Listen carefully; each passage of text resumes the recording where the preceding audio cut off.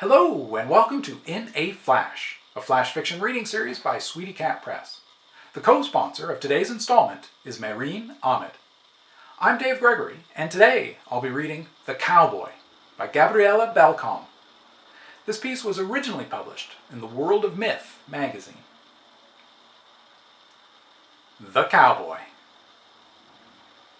Travis Montgomery waited until his daughter Gina and sons Clint and Houston were occupied in the front room with their families before sneaking out of his bedroom and quietly making his way to the back of the house. They thought he was lying down, and he didn't want them to know any different. He stopped for a minute, listening to their chatter, before easing out the back door and cringed at the soft click when it closed.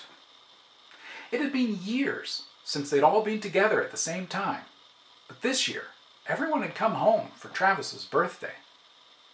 He'd spoken of going riding, but Gina had argued vehemently against it. Although he understood her concern.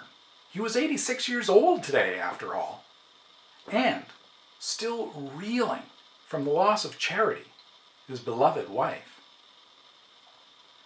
The range had been calling to him. He really wanted to see it before his health deteriorated to the point that he couldn't. Travis's bones ached as he bent to set down his boots. He winced as he slid his feet into them. "Can't be rid of this blasted arthritis, can I?" he muttered. After hobbling into the stable, he saddled his stallion, Rustler's Dream, and with quivering arms hauled himself onto the horse's back.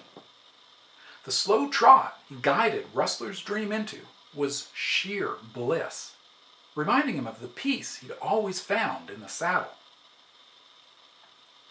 As he rode, Travis thought about the past. His parents had been farmers, but he'd dreamed of raising horses. Everyone had said he'd never make it as a cowboy, but he'd plugged right along, his sweet, supportive Charity at his side. They'd been able to generate a steady income by raising cattle and excellent cutting horses. They'd never become wealthy, but that never mattered to either of them. He had to admit his 2-year foray into bronc and bull riding hadn't been his best decision, even though he'd excelled at it. Dreaming of glory and championship buckles, he'd chased it with all he was worth, following the rodeo circuit from place to place. He'd only given it up to allay the unmistakable fear he'd seen in Charity's eyes after he'd been gored by a particularly nasty bull. She'd known the reality of rodeo life better than him from the very start, because her oldest brother had died after being thrown and stomped. Even so, she hadn't made any demands after Travis's surgery. He hadn't been able to bear the thought of putting her through hell with his own possible death, though. They'd also had 2 children by then, and he'd known how much they needed him. Leaving the rodeo behind hadn't bothered him as much as he'd expected, and the rest was history. Travis urged Rustler into a canter, then a full-out gallop. Exulting in his sense of freedom, wind whipped past him, and he felt young again, so very young. He reached his favorite spot, high on a cliff overlooking the valley and ranch. Laboriously he slid from Rustler's back, feeling all his years when his knees wobbled beneath the sudden weight. He had to hold on to the pommel of the saddle and lean on his equine friend until he could stand without falling. "Good boy," he murmured, gently caressing the horse's head. "Such a good, faithful boy." Rustler nickered, touching the man's face with his muzzle. Travis regretted not riding out here long before now, knowing the stallion would have enjoyed it. He'd gotten up there in years, too, but his eyes reflected the same joy his rider felt. It didn't take Travis long to find a spot on the ground in the shade of a tree, just like he used to when he was out on a drive or searching for livestock on their several hundred-acre ranch. Looking up, he marveled at the clear sky overhead. He didn't think he'd ever seen the stars so bright. And when had he last feasted his starved eyes on them?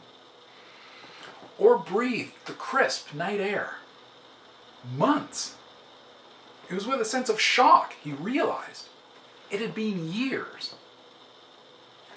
After lying down, he put his blanket roll under his head. He inhaled the smell of the earth, the scents of flowers wafting to him through the air, and listened as the wind rustled through the leaves on the trees. Travis closed his eyes, pictured his beautiful Charity beside him, and sighed. She seemed so vivid, so clear, almost as if he could reach out and touch her. Within minutes, the old cowboy joined his beloved. The end. And that was The Cowboy by Gabriela Balcom. The co-sponsor of today's reading was Maureen Ahmed. I'm Dave Gregory for Sweetycat Press.